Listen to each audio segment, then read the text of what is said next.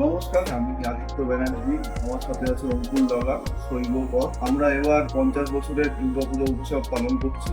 এইবার আমরা সুবর্ণ জয়ন্তী উৎসব নিয়ে নির্গুণদার সঙ্গে অনেকদিন কথাবার্তা বলে তারপরে একটা জায়গায় উপনীত হলাম যে আমরা এবার গ্রামীণ শিল্পীদের হাত ধরে ওয়েস্ট প্লাস্টিক ফ্রি একটা থিম আমরা করব।